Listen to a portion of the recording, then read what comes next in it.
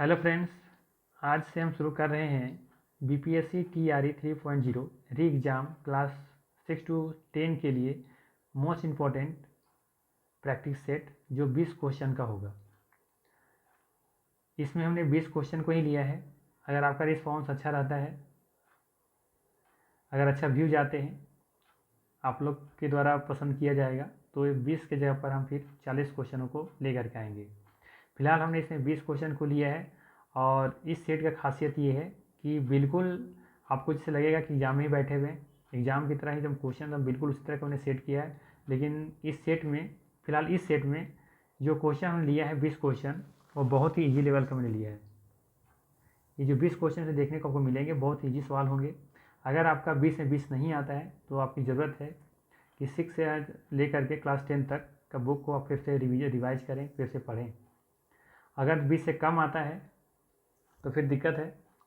अगर आपका मार्क्स 19-20 आता है तो आपकी तैयारी लगभग मान सकते हैं कि सही चल रहा है, आप उसको कंटिन्यू कीजिए। लेकिन अगर ये 19-20 से भी कम आता है तो समझिए कि आपकी तैयारी बिल्कुल थोड़ा सा कमज़ोर कर सकते हैं आप, क्योंकि इसमें जो 20 क्वेश्चन हमने लिया है बहुत ईजी लेवल का क्वेश्चन लिया है। लेकिन हाँ, मैंने जो आप जिस तरह से सेट किया है वो थोड़ा सा ज़बरदस्त है। तो चलिए शुरू करते हैं। देखिए कि आपका कितना मार्क्स आता है, कमेंट करके मुझे ज़रूर बताइएगा कि 20 में आपको कितने मार्क्स आए। ठीक है, तो लास्ट में हम आपके लिए गिफ्ट भी रखे हैं। आपके लिए अगर 20 में 20 आता है तो आपके लिए हमने गिफ्ट रखा है, उसको हम अंतिम में देंगे। ठीक है, बस अपना मार्क्स काउंट करके ज़रूर कमेंट करके बताइए कि हाँ मेरा 20 मार्क्स आए हैं 20 में 20। ठीक है, तो चलिए शुरू करते हैं आज का पहला सवाल से। तो पहला सवाल ये रहा, बताना है कि कंपास के बारे में कौन सा कथन सही है। सवाल पूछा गया आपसे कि कंपास के बारे में कौन सा कथन सही है। तो पहला है, यह दिशा के खोजने में काम आता है, यह दिशा खोजने में काम आता है। दूसरा है, यह दूरी मापने में काम आता है। तीसरा है, इसकी चुंबकीय सुई हमेशा उत्तर दक्षिण दिशा की ओर इशारा करती है। ठीक है, तो चलिए कमेंट करके बताइए मुझे कि क्या इसका आंसर होना चाहिए। इसका आंसर जो होगा मैं बता रहा हूँ, इसका आंसर होगा ऑप्शन नंबर, पूछा है कि कौन सही होगा। देखिए, यह दिशा खोजने के लिए काम आता है, ये सही दिख रहा है। यह दूरी मापने में काम आता है, ये बिल्कुल नहीं। और इसकी चुंबकीय सुई हमेशा उत्तर दक्षिण की दिशा की ओर इंगित करती है, ये बिल्कुल सही है। यानी कह सकते हैं उपयुक्त में से एक से अधिक इसका आंसर हो जाएगा ऑप्शन नंबर डी। ठीक है, तो कंपास के बारे में ये दो चीज़ सही है कि यह दिशा खोजने में काम आता है, और इसे चुंबकीय जो सुई होती है हमेशा उत्तर दक्षिण दिशा की ओर इंगित करती है। ठीक है, ये इतनी सी बात आपको ध्यान में रखनी है। आपको इसमें एक पॉइंट और ध्यान रखने वाली चीज़ है। ध्यान क्या रखना है, जैसे मान लेते हैं अगर ये मेरा कंपास है, ठीक है, तो ये कंपास में ध्यान रखिएगा कि इसमें एक नुकीला होता है ना, एक नुकीला होता है कुछ इस तरीके से, मान लेते हैं इस तरह से कुछ होता है। तो इधर का जो रेड वाला होता है ना, वो हमेशा उत्तर दिशा की तरफ इंगित करता है। ध्यान रखिएगा, जो रेड वाला जो होता है वो रेड हमेशा उत्तरी ध्रुव की ओर इशारा करेगा, और जो दूसरा ध्रुव जो बचता है वो दक्षिणी ध्रुव की तरह इसे इशारा करेगा। ठीक है, तो मतलब ये हो गया कि अगर इस तरीके से है, रेड वाला दिखेगा तो उत्तर मान लीजिएगा कि उत्तरी ध्रुव को इंगित कर रहा है, जबकि नीचे वाला जो है वो किधर कर रहा है, दक्षिणी ध्रुव को इंगित करता है। ठीक है, ये भी बात याद होनी चाहिए, यह समझ में आनी चाहिए। ठीक है, चलिए अगला क्वेश्चन ले लेते हैं। अगला प्रश्न है, वनों के वितरण को दर्शाने वाले मानचित्र हैं, क्या है। भौतिक मानचित्र हैं, विषयगत मानचित्र हैं, या राजनीतिक मानचित्र हैं, या इनमें से एक से अधिक होगा, या इनमें से कोई नहीं होगा। चलिए कमेंट कीजिए जल्दी से। वनों के वितरण को दर्शाने वाले मानचित्र हैं, क्या है। भौतिक मानचित्र हैं, विषयगत मानचित्र हैं, या राजनीतिक मानचित्र हैं। तो इसका जो सही आंसर होगा वो होगा विषयगत मानचित्र। ऑप्शन नंबर 20 का सही है, विषयगत मानचित्र। ठीक है, क्या हो जाएगा, विषयगत मानचित्र। ऑप्शन नंबर 20 का बिल्कुल सही है। ठीक है, इसी को कभी कभी अगर इंग्लिश से पूछ लिया जाए तो आप इसको बताएंगे थीमेटिक, THEMATIC, थीमेटिक मैप। ठीक है, आई बात समझ में। अगर हम बात करें भौतिक मानचित्र में तो इसमें पृथ्वी की प्राकृतिक विशेषता बताते हैं, जैसे कि पर्वत, पठार, मैदान, नदियाँ, महासागर आदि को दर्शाते हैं भौतिक मानचित्र में। ठीक है, और एक और ऑप्शन है आपके पास राजनीतिक मानचित्र। तो इसमें हम लोग क्या करते हैं, शहर, कस्बा, गांव वगैरह को, दुनिया को जो विभिन्न देश के जो होते हैं उससे जो सीमा होता है, बाउंड्री होता है, भौगोलिक जो सीमा होता है उसको दर्शाने का काम करते हैं किसमें, पॉलिटिकल मैप में या राजनीतिक सीमा मानचित्र में। ठीक है, तो ये वनों के विवरण को दर्शाने वाले मानचित्र कौन सा है, विषयगत मानचित्र कहलाएगा, उसको हम लोग को बोलेंगे थीमेटिक मैप। आई बात समझ में? इसी को हम लोग और थोड़ा सा डिटेल से जानने का प्रयास करें विषयगत मानचित्र के बारे में। तो कुछ मानचित्र विशिष्ट जानकारी पर ध्यान केंद्रित करते हैं, जैसे कि रोड मैप, बारिश के नक्शे, जंगलों के वितरण नक्शे, उद्योग को दर्शाने वाले नक्शे, ये सब जितने भी हैं सब क्या है, विषयगत नक्शे हैं। ठीक है। एक और होता है, ध्यान रखिएगा, स्थलाकृतिक नक्शा। क्या होता है? स्थलाकृतिक नक्शा होता है, वो हमको कमेंट करके बताइए आप लोग कि ये क्या होता है। ठीक है। चलिए अगला सवाल ले लेते हैं। अगला सवाल है, ऋतुओं का चक्र किससे कारण होता है? जो ऋतु परिवर्तन है, सिंपल सा क्वेश्चन ये है कि ऋतुओं का चक्र किससे कारण होता है। देखिए क्वेश्चन बनाना और क्वेश्चन को फिर वो उस चीज़ को बनाना और इसके बाद फिर पढ़ाना, ये फिर अपलोड करना, थोड़ा सा समय लगता है, तो समय इसमें बहुत जाया जाता है। तो कुछ क्वेश्चन से थोड़ा बहुत अगर यदि उसका जो मीनिंग है थोड़ा सा डिफरेंस हो सकता है, तो थोड़ा सा मेरी मजबूरी को समझिएगा। ठीक है। और बस इतने ही आप लोग से मांग रहे हैं कि थोड़ा सा यदि कुछ लैंग्वेज प्रॉब्लम हो तो थोड़ा सा वहाँ पे क्षमा चाहेंगे हम उसके लिए। ठीक है। तो चलिए देखते हैं, ऋतुओं का चक्र किससे कारण होता है? जो ऋतु परिवर्तन होता है उसके कारण क्या है, उसके पीछे कारण क्या है, क्यों होता है ऋतु परिवर्तन? घूर्णन की वजह से, या परिक्रमण की वजह से, या गुरुत्वाकर्षण की वजह से? बताइए क्या होगा? या इनमें से तीनों होगा या इनमें से कोई नहीं होगा? तो इसका जो सही आंसर होगा वो होगा परिक्रमण। क्या हो जाएगा? परिक्रमण हो जाएगा। ऑप्शन नंबर 20 का सही है। बात करें घूर्णन की वजह से क्या होता है, तो घूर्णन की वजह से होता है दिन और रात होता है। क्या होता है? दिन और रात होता है। परिक्रमण की वजह से ऋतु की क्या होते हैं, ऋतु परिवर्तन होते हैं। ठीक है। चलिए तो हो गया ये तीसरा क्वेश्चन। इसमें कुछ ज़्यादा विशेष तो कुछ है नहीं बताने को। चलिए नेक्स्ट देख लेते हैं। चलिए नेक्स्ट है हमारा, देशांतरों की संख्या है कितनी है? देशांतरों की संख्या कितनी है? 360 है, 180 है, 179 है, या इनमें से एक से अधिक होगा, या इनमें से कोई नहीं होगा। ठीक है।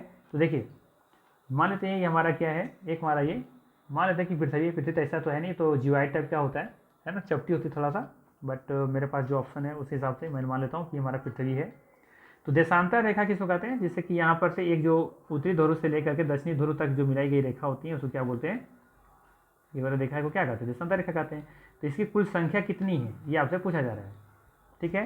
तो इसकी जो कुल संख्या होती है वो होती है 360। Very good. चलिए तो ये देशांतरों की कुल संख्या कितनी होती है? 360 होती है। बात करें हम अक्षांश का, है ना, ये वाली, इसकी रेखा कितनी होती है? ठीक है।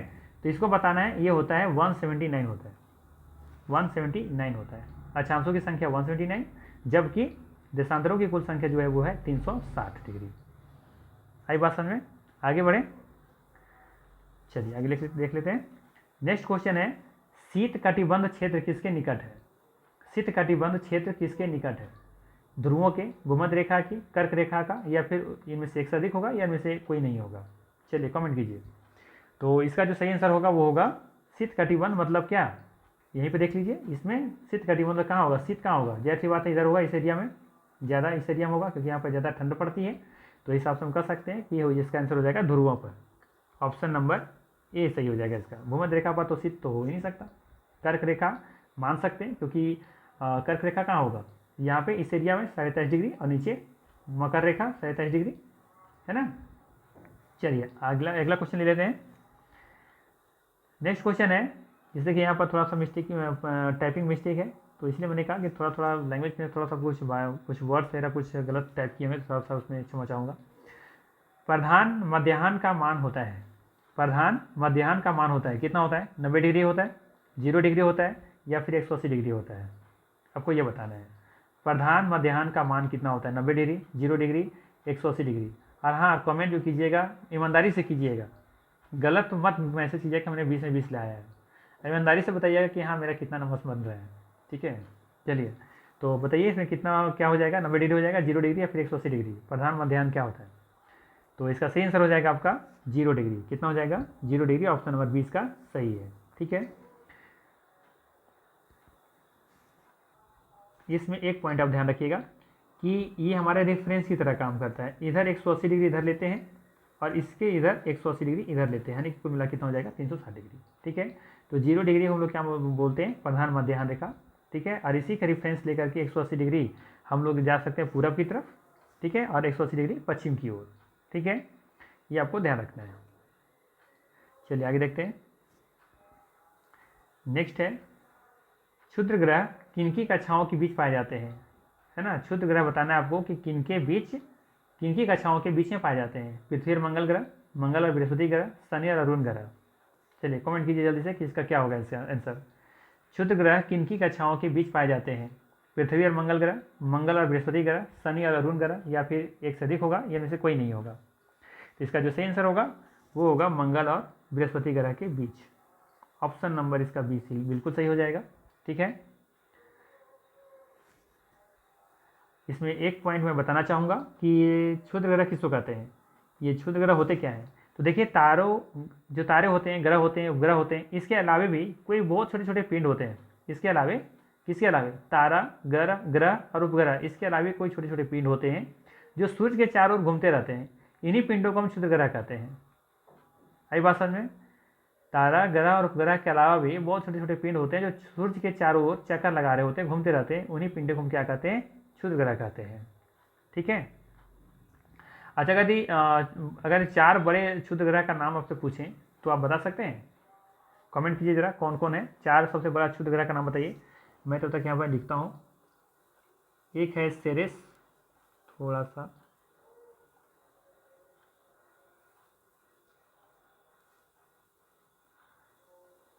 पहला है सेरेस,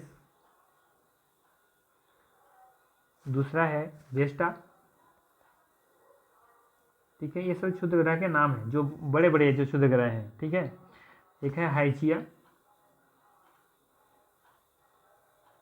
ठीक है, और भी हैं। ठीक है, बहुत सारे हैं, लेकिन मुझे बस जो 3 याद आ रहे हैं मैंने यहाँ पे लिख दिया है, सेरेस, वेस्टा और हाइजिया। ये 3 जो यहाँ पे लिखा मैंने, ये बड़े क्षुद्र ग्रह हैं। ठीक है, चलिए आगे देख लेते हैं नेक्स्ट क्वेश्चन। नेक्स्ट है ध्रुव तारा के बारे में कौन सा कथन सही है। बताना है आपको कि ध्रुव तारा के बारे में कौन सा कथन सही है, ये आपको बताने हैं। ठीक है, ध्रुव तारा के बारे में कौन सा कथन सही है।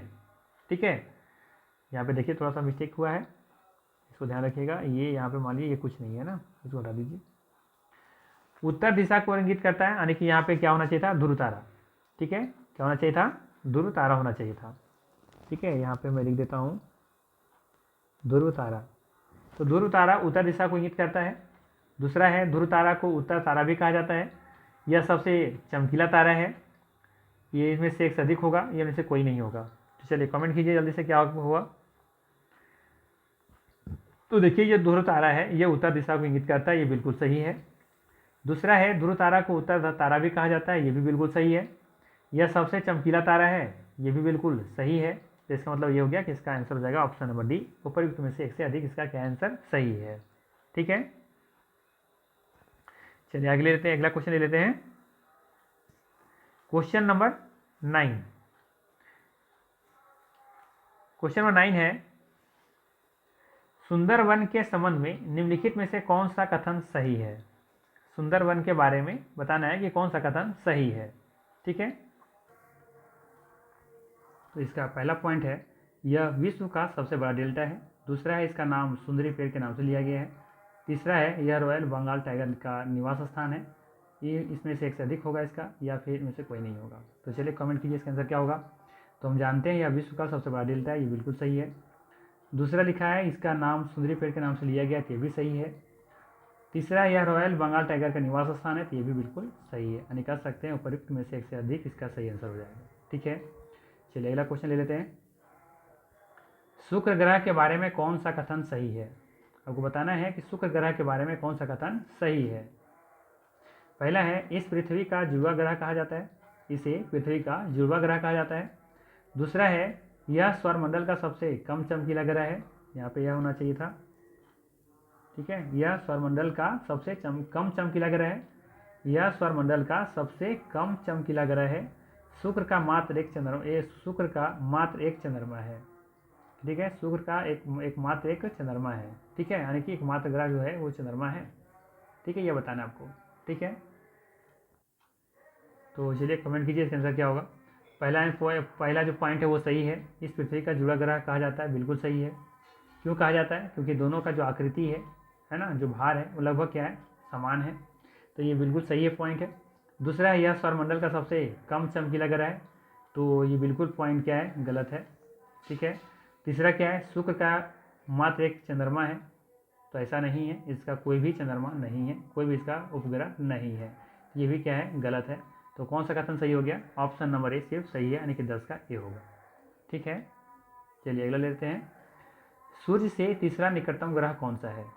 आपको बताना है सूर्य से तीसरा निकटतम ग्रह कौन सा है, शुक्र है, पृथ्वी है या मंगल है। चलिए कमेंट कीजिए, या तीनों है या इनमें से कोई नहीं है। चलिए कमेंट कीजिए जल्दी से कि इसका आंसर क्या होगा। चलिए इसका सही आंसर हो जाएगा आपका ऑप्शन नंबर बी, बिल्कुल सही हो जाएगा। ठीक है, पृथ्वी सूर्य से तीसरे निकटतम ग्रह है। ठीक है। अगर क्रम पूछा जाए तो मैं एक बार लिख देता हूँ यहाँ पे। सबसे पहले होगा, मान लेते हैं अगर यहाँ पे क्या है हमारा, ये हमारा मान लेते हैं यहाँ पर क्या है, ये सूर्य है। ठीक है। तो इसके क्रम में देखेंगे आप, तो सूर्य के बाद आपको सबसे पहले देखने को मिलेगा बुध ग्रह। कौन सा, बुध। ठीक है। बुध के बाद फिर आपको क्या करना है, एक छोड़ देना है, बृहस्पति छोड़ दीजिए, फिर क्या लेना है आपको, शुक्र लेना है। ठीक है। शुक्र के बाद फिर आ जाएगा तीसरे नंबर पर पृथ्वी। ठीक है। इसके बाद फिर बुध से पहले लिए मंगल, तो मंगल से लेना है आपको। इसके बाद फिर एक मंगल के बाद आगे छोड़ दीजिए, बुध को छोड़ दीजिए, फिर ले लीजिए आपका बृहस्पति। क्या हो जाएगा, बृहस्पति, बृहस्पति। ठीक है। इसके बाद बृहस्पति के बाद फिर एक छोड़ दीजिए, यानी कि शुक्रवार को छोड़ दीजिए, शनि को ले लीजिए। ठीक है। और उसके बाद फिर अरुण वरुण। ठीक है, यहीं पे ले देता हूँ अरुण वरुण। तो आज करने का सबसे आसान तरीका ही है कि पहले बुध से स्टार्ट कीजिए, एक को छोड़िए, शुक्र लीजिए, फिर पृथ्वी को लीजिए, फिर मंगल से शुरू कीजिए, मंगल, फिर बुध को छोड़ दीजिए, बृहस्पति लीजिए, फिर शुक्र को छोड़ दीजिए, शनि को लीजिए, या फिर अरुण वरुण। ठीक है। तो ये पृथ्वी से क्रम में है लगातार। तो तीसरे पूछा गया था, सूर्य से तीसरा निकटतम ग्रह कौन सा है, तो सूर्य से पहला ये है, दूसरा ये, तीसरा नंबर पर पृथ्वी है। ठीक है। अब क्रम से कोई पूछा जाएगा आपसे बता सकते हैं। अगर आपको आकार के आधार पर पूछा जाए तो आप स्टार्ट करेंगे बृहस्पति से, ये पहले नंबर पर हो जाएगा। दूसरे नंबर पर आपका शनि हो जाएगा, तीसरे नंबर पर आपका हो जाएगा अरुण, चौथे नंबर पर हो जाएगा वरुण। ठीक। इसके बाद आपको आ जाना है सीधे कहाँ पे, आपको आ जाना है पृथ्वी पर, तो आ जाना है सीधे पाँचवें नंबर पर। ठीक है। इसके बाद फिर आना है आपको शुक्र पर, फिर है आना है आपको मंगल पर, उसके बाद फिर आना है आपको बुध पर। ठीक है। तो बुध तो ऐसे भी आकार जानते हैं कि वो आकार में बहुत छोटा है, तो ऐसे भी अंत में आएगा ये। ठीक है। तो क्रम में आपको याद रखना है बृहस्पति से, अब तो ऐसे भी जानते हैं कि सबसे बड़ा ग्रह कौन सा है, बृहस्पति है। तो वहाँ से आपको जाना है क्रम से, पहला, दूसरा, तीसरा, चौथा, देन आएंगे आप सीधे पाँचवा पृथ्वी पर, छठे नंबर पर आएंगे तो शुक्र हो जाएगा, सातवें नंबर पर मंगल, और फिर इसके बाद आ जाएगा बुध ग्रह। ठीक है। तो ये क्रम से भी याद रख सकते हैं और आकार के हिसाब से भी अरेंज कर सकते हैं। ठीक है, आगे बढ़ें। चलिए अगला क्वेश्चन ले लेते हैं। सभी ग्रह सूर्य के चारों ओर चक्कर लगाते हैं, कैसे लगाते हैं, वृत्ताकार पथ में, अति परवलिक पथ में, या दीर्घ वृत्ताकार पथ में। चलिए कमेंट कीजिए। तो इसका जो सही आंसर होगा वो होगा आपका दीर्घ वृत्ताकार पथ। दीर्घ वृत्ताकार पथ में क्या करते हैं, सभी ग्रह सूर्य के चारों ओर चक्कर लगाते हैं। ठीक है, ध्यान रखिएगा, दीर्घ वृत्ताकार पथ में चक्कर लगाते हैं। ठीक है, याद रहेगा। चलिए अगला क्वेश्चन ले लेते हैं। अगला है, अंटार्कटिका वृत्त में स्थित है। अंटार्कटिका वृत्त में स्थित है, क्या है, उत्तरी गोलार्ध, दक्षिणी गोलार्ध, या पूर्वी गोलार्ध।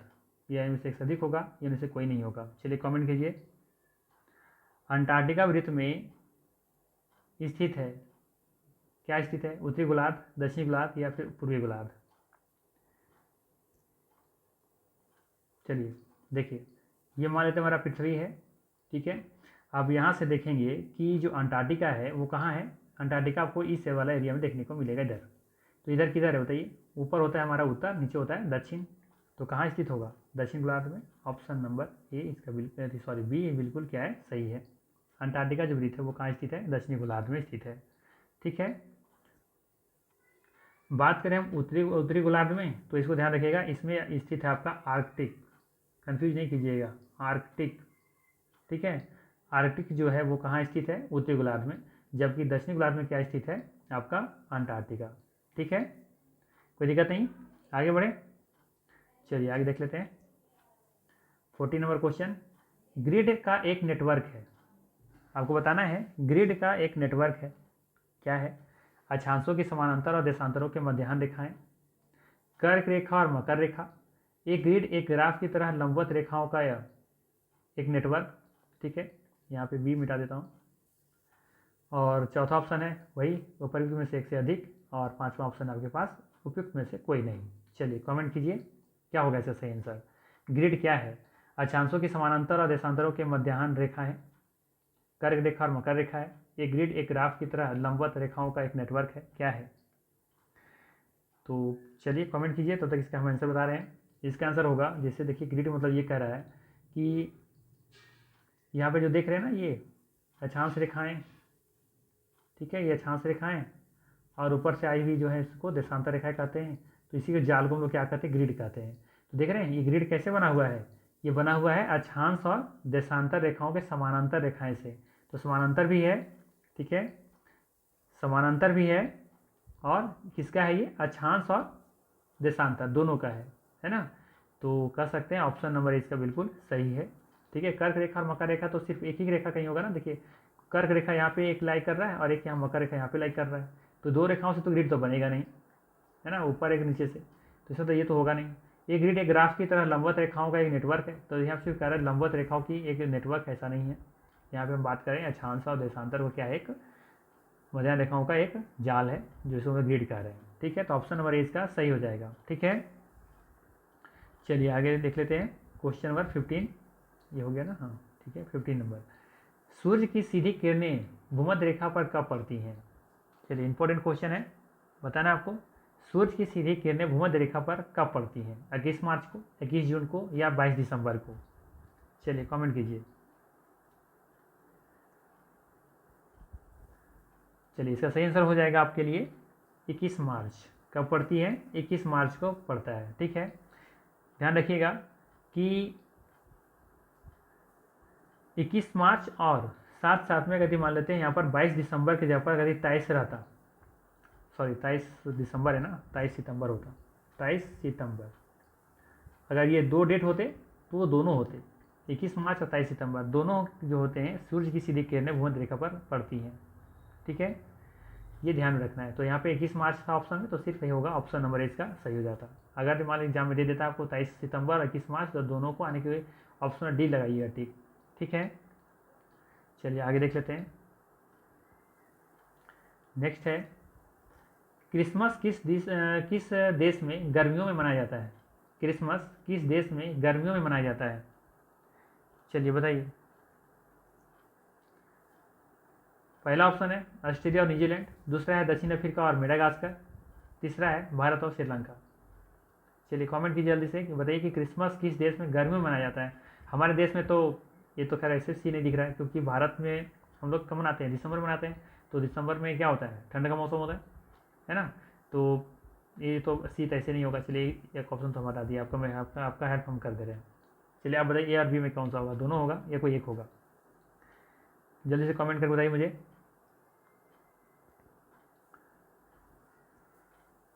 तो इसका आंसर हो जाएगा ऑप्शन नंबर ए भी सही है, बी भी सही है, यानी कि ऑस्ट्रेलिया, न्यूजीलैंड, दक्षिण अफ्रीका, मेडागास्कर, ये सभी जगह गर्मियों में क्रिसमस मनाया जाता है, यानी कि ऑप्शन नंबर इसका डी बिल्कुल सही है।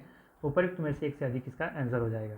ठीक है, चलिए अगला क्वेश्चन ले लेते हैं। निम्नलिखित में से कौन सा कथन गलत है? ध्यान दीजिएगा, क्या है?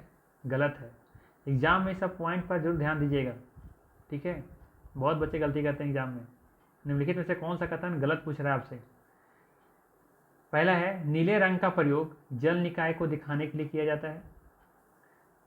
दूसरा है, काले रंग का प्रयोग सड़क, रेल मार्ग, राजमार्ग और भवन आदि सीमाएं दिखाने के लिए किया जाता है। तीसरा है, पीला रंग निर्मित या शहरी क्षेत्र को दिखाने के लिए किया जाता है।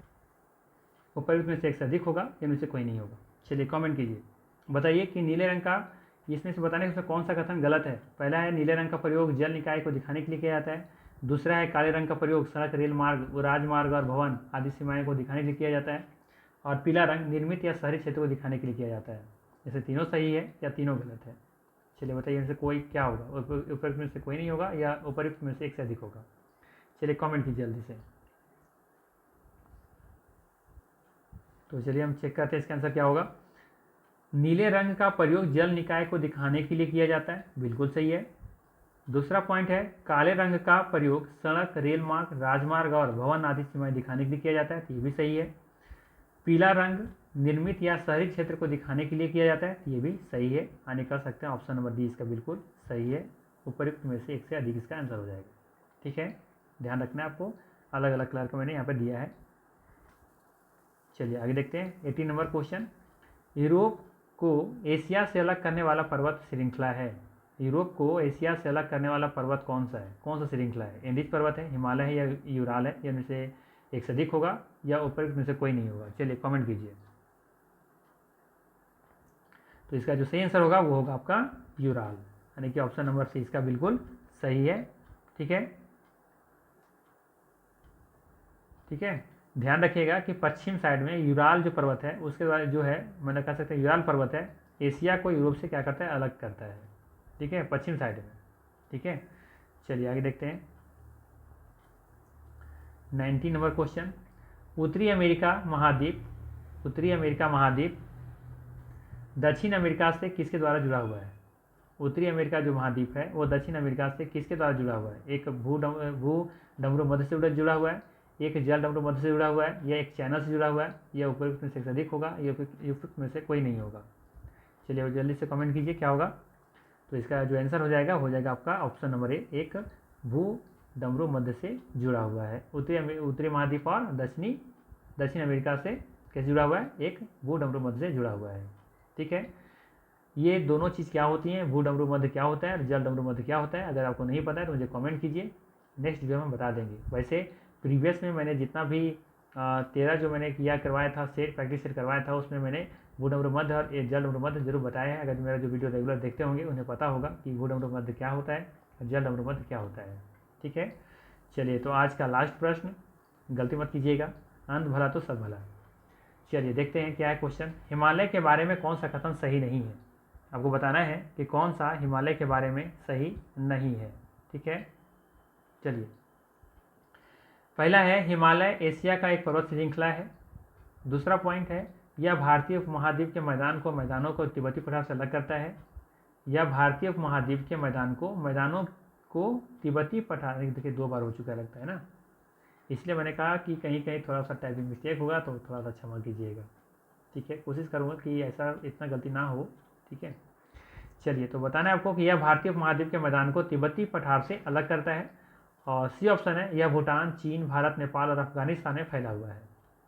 चलिए कमेंट की जल्दी से, इसका आंसर क्या होगा? ध्यान रखिएगा क्या है, कहीं गलती तो नहीं पढ़ा था हमने? ये नहीं पूछ रहा है हिमालय के बारे में कौन सा कथन सही नहीं है। ठीक है, चलिए कमेंट की जल्दी से, इसका आंसर क्या होगा? तो चलिए इसका आंसर हम देख लेते हैं क्या होगा। पहला लिखा हुआ है कि हिमालय एशिया का एक पर्वत श्रृंखला है, तो ये बिल्कुल सही दिख रहा है। ठीक है, दूसरा है यह भारतीय उपमहाद्वीप के मैदान को तिब्बती पठार से अलग करता है, ये भी सही है। सी नंबर में है यह भूटान, चीन, भारत, नेपाल और अफगानिस्तान में फैला हुआ है, जी नहीं, ये भूटान में फैला हुआ है, चीन में फैला हुआ है, भारत में फैला हुआ है, नेपाल में फैला हुआ है, लेकिन ये अफगानिस्तान में नहीं फैला हुआ है। आप कह सकते हैं यहाँ पर पाकिस्तान से हो जाता अगर रहता तो। ठीक है, तो हम कह सकते हैं कि ऑप्शन नंबर सी क्या है, ये गलत है। पूछा कौन सही नहीं है, तो ऑप्शन नंबर सी इसमें सही नहीं है। ठीक है, तो ये थे हमारे 20 इंपॉर्टेंट प्रश्न क्वेश्चन जो मैं लेकर के आया। इजी क्वेश्चन थे, बट आप बताइए मुझे कि आपका 20 में से कितना नंबर बन रहा है, वो कमेंट करके जरूर बताइएगा, मुझे खुशी होगी। अगर आपका 20 में 20 आता है तो आपके लिए ये गिफ्ट था, 20 में 20 है। ठीक है, तो आपके लिए वेरी गुड है, मेरे तरफ बेस्ट ऑफ लक है आपके लिए। ठीक है, और ये आपके लिए है। चलिए मिलते हैं फिर नेक्स्ट वीडियो में। Thanks for watching. वीडियो कैसा लगा कमेंट करके मुझे ज़रूर बताइएगा। और क्या 20 से 40 क्वेश्चन किया जाए या फिर 20 क्वेश्चन भी ठीक है, क्योंकि ज़्यादा क्वेश्चन सीखने का करने का कोई मतलब नहीं है। मतलब ये है कि 20 क्वेश्चन भी अगर सीख रहे हैं तो क्या कितना कुछ सीख पा रहे हैं। 40 क्वेश्चन अगर धरले से कर दिया जाए तो क्या मतलब कुछ सीखे नहीं। तो 20 क्वेश्चन है, अगर 20 क्वेश्चन में अगर नॉलेज 20 से 40 क्वेश्चन का मिल रहा है तो वो बेहतर है 40 क्वेश्चन के तुलना में मेरे हिसाब से। बाकी आपको लगता है कि नहीं 40 क्वेश्चन ही होना चाहिए, उसका मज़ा अलग है, तो बिल्कुल मुझे कमेंट कीजिए। हम अगर अच्छा खासा कमेंट आ गया कि नहीं 40 क्वेश्चन का ही सीरीज होना चाहिए तो 40 क्वेश्चन का हम लेकर के नेक्स्ट वीडियो से लेकर के आएंगे। ठीक है, तो चलिए मिलते हैं नेक्स्ट वीडियो में। Thank you.